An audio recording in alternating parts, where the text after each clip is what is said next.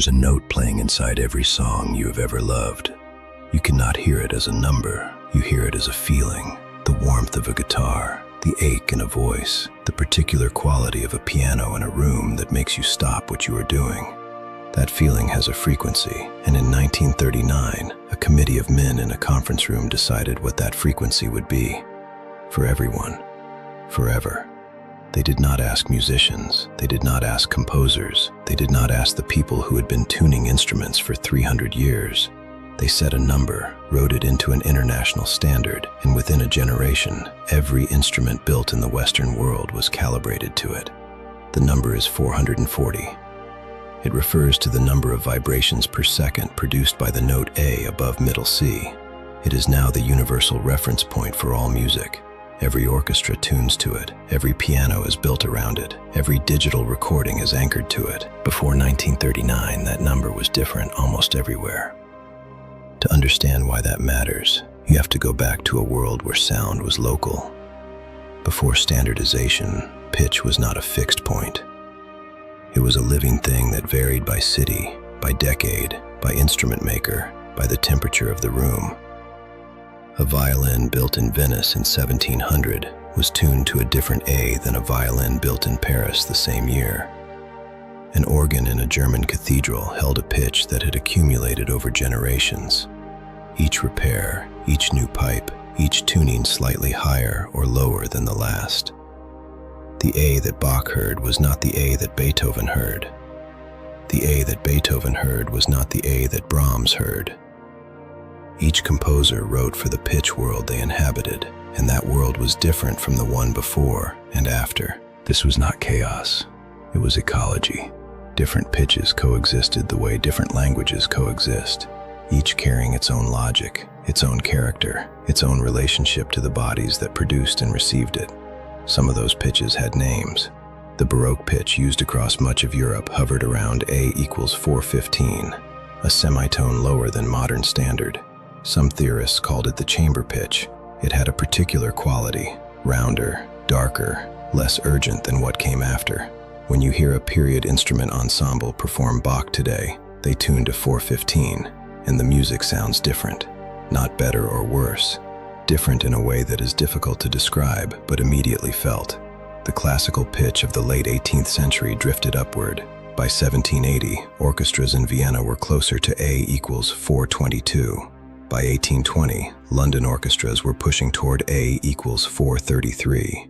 By the 1870s, some Parisian ensembles were performing at A equals 449, higher than modern standard. That upward drift was not accidental. Higher pitch creates more brilliance, more projection, more presence in a large hall. Audiences wanted more spectacle. Composers and conductors responded. Instrument makers followed. The pitch crept up like inflation, and then something happened that slowed it down. In 1859, the French government did something no government had done before. They convened a commission to establish a national pitch standard. The commission included composers, scientists, and instrument makers. After deliberation, they settled on A equals 435, the French standard. It was called the diapason normal. Other countries noticed. Some adopted it, some ignored it, but France had set a precedent. Pitch could be legislated. Over the following decades, various conferences attempted to extend the French standard internationally. In 1885, an international conference in Vienna endorsed A equals 435. Britain resisted. Germany resisted. The United States had no formal standard at all. The pitch question remained contested, unresolved, carried into the 20th century as a kind of open argument between nations about what the fundamental reference point of music should be. I want to pause here and sit with what that means. For most of human history, the question of what note A was had no single answer. It was answered locally, practically, by tradition, and by the physical properties of specific instruments in specific places. Then, within 50 years, it became a political question, a question that governments convened commissions to resolve, a question with national stakes. That shift did not happen by itself. Something changed about the relationship between sound and authority, and the 1939 decision is where that change crystallized into something permanent. The meeting took place in London, May 1939. The International Standards Association convened a conference on acoustics. Among the items on the agenda was the question of pitch standardization. The British Standards Institution had been advocating for A equals 440 since the early 1930s. Their argument was practical. The BBC had adopted 440 as its broadcast standard. Radio was now the dominant medium of musical distribution. If orchestras performed at 435 and the BBC transmitted at 440, the mismatch created technical problems. The argument was about engineering, not music. The conference adopted A equals 440 as the international standard. The vote was not unanimous. Some delegations objected, some abstained. The records of who voted for what and why are not fully public. 3 months after the London conference, Germany invaded Poland. The world went to war. When the war ended, rebuilding began. Instrument manufacturing resumed around 440. Recording technology was built around 440. Music education standardized to 440. And by the time anyone might have reconsidered, the infrastructure was already built. The change had become the foundation. Here is what I kept returning to while researching this. The 1939 decision was made by an acoustics standards committee, not by musicians. The primary argument was compatibility with broadcast technology, not musical quality. The meeting lasted days. The consequences lasted indefinitely, and the composers whose music would be performed at this pitch for the rest of history were not in the room. Now I need to be honest about the strongest objection to everything I have just said. The mainstream position is clear. Pitch standardization was a practical necessity. Before standardization, musicians traveling between countries had to retune constantly. Orchestras performing with visiting soloists faced constant compatibility problems. Piano manufacturers could not build instruments to a consistent specification without a reference pitch. The chaos of the pre-standardization era was real, not imagined. This argument is correct. The logistical problems were real. Standardization solved them, but the logistical argument does not explain everything. It does not explain why A equals 440 specifically, rather than A equals 432 or A equals 435, which had longer historical use and broader support. It does not explain why the decision was made at a standards committee, rather than a musical congress. It does not explain the timing, a period of maximum political disruption, when resistance to any agreed standard would have been difficult to organize. And it does not explain what happened to the research. In the late 1980s, a physicist named Uwe Port published a series of papers examining the biological effects of different frequencies on the human nervous system. Port was not a fringe researcher. He worked within established acoustic science. His findings were specific. Different frequency tunings produced measurably different physiological responses, not dramatically different, not in ways that would support the more extreme claims you find online, but measurably different. His work was discussed in specialist journals. It was not refuted. It was also not widely adopted. It sits in the literature, cited occasionally, not integrated into the mainstream conversation about tuning. Around the same time, European early music ensembles began performing systematically at historical pitches, not as novelty but as musicological practice. The Baroque specialist Franz Bruggen conducted the same Bach cantata at 415 and at 440 and documented the different responses of performers and audiences. His notes described the lower tuning as producing what he called a different quality of attention in listeners. Less straining was how one performer described it. Less urgency. These are subjective reports. I am not presenting them as proof of anything, but I am noting that the question of what 440 does and does not do to musical experience has been seriously investigated by serious people, and the investigation has not been completed. The thing that slowed me down for 3 days was not the tuning data. It was the genealogy of the argument. If you search for information about 440 Hz today, you will find 2 things. You will find the straightforward historical account I have mostly described, and you will find a dense ecosystem of conspiracy content claiming that 440 Hz was deliberately chosen by the Nazi propaganda apparatus to cause psychological distress, and that 432 Hz is the frequency of the universe, of DNA, of sacred geometry. I need to address this directly because the conspiracy layer has done something damaging to this story. It has made the legitimate questions unspeakable. Any serious examination of why a specific frequency was chosen in 1939 now has to navigate past a wall of noise that makes serious people reluctant to engage with the question at all. The Nazi tuning claim is not supported by the historical record. The 1939 conference was a British-led initiative. Germany's role in the decision was limited. The claim appears to have originated in the 1980s and spread through alternative music communities without documentary basis. But here is what the conspiracy layer obscures. The question of why 440 specifically does not have a clean answer in the mainstream literature either. The BBC compatibility argument explains why a single standard was needed. It does not fully explain why that particular number was chosen over alternatives with more historical precedent. The records of the deliberations are not complete. The reasoning is partially reconstructed, not fully documented.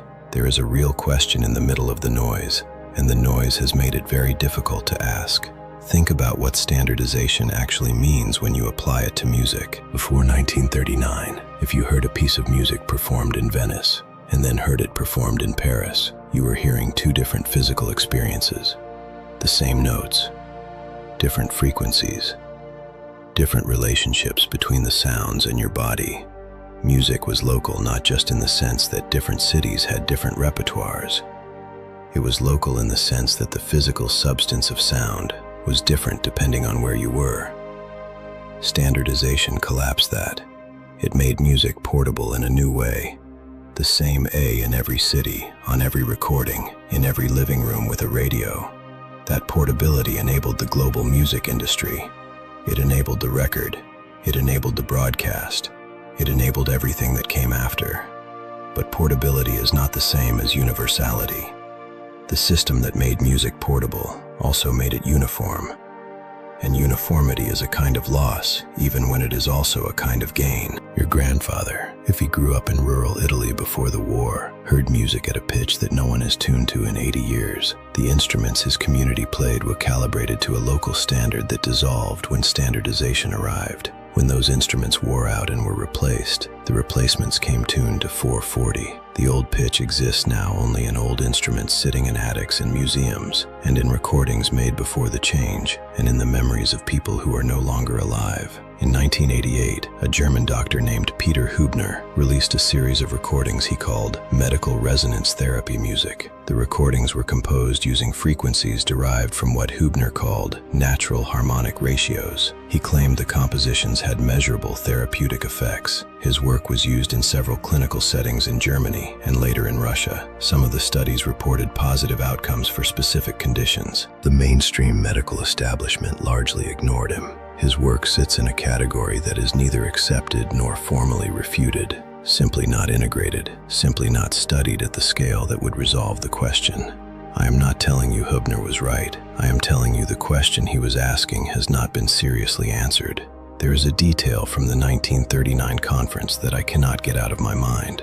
The delegates who gathered in London in May of that year knew, or could have known, that Europe was moving toward catastrophe. The political situation was unambiguous. Hitler had occupied Czechoslovakia in March. The Molotov-Ribbentrop Pact was 2 months away. The war that would kill 70 million people was weeks from beginning. They gathered anyway. They discussed broadcast compatibility. They agreed on a number. They wrote it into a standard. The bureaucratic momentum of the meeting was completely disconnected from the scale of what was happening around it. This is not suspicious. It is human. Committees do what committees do, regardless of what is happening outside the room. But the timing means that the decision was made in a particular kind of vacuum, a moment when normal scrutiny, normal debate, normal pushback was impossible because the world was about to break apart. The standard that came out of that room was never seriously revisited. After the war, it was simply implemented. The infrastructure was built. The debate was over before most people knew it had happened. The note A is being played right now somewhere in the world, in a rehearsal room, in a recording studio, in a living room where someone is tuning a guitar by ear. The tuner on their phone shows 440. The string vibrates. The sound goes out into the room. That particular frequency was agreed upon by a committee in a city that was about to be bombed, in a year that the world was about to collapse. The composers who would have argued for something else were scattered. The tradition of local tuning that had held for 300 years was about to be dismantled by a war that would rebuild every institution from the ground up. The people who made the decision were solving a real problem. Broadcast compatibility was a genuine logistical need. No one is claiming otherwise. But the question of whether 440 was the right answer, whether something was lost when the local ecologies of pitch were replaced by a single universal standard, whether the choice of that specific number deserves more scrutiny than it has received, that question has never been seriously opened. Not because it was suppressed, because the infrastructure moved faster than the debate could form. Every song you have ever heard was shaped by a decision made in one room, in 1 month, in 1 year. The people in that room were solving a logistics problem. They were not thinking about what music would sound like to your grandchildren. You are your grandchildren, and the sound was already decided before you were born. No one asked, no one voted, and no one has ever fully explained why that particular number, out of all the numbers they could have chosen, was the one that got written into the standard. The tuner still reads 440, the string still vibrates, and the question of what it would have sounded like otherwise is one that no living person can answer. Because the people who knew the difference are gone, and we inherited the number without inheriting the debate.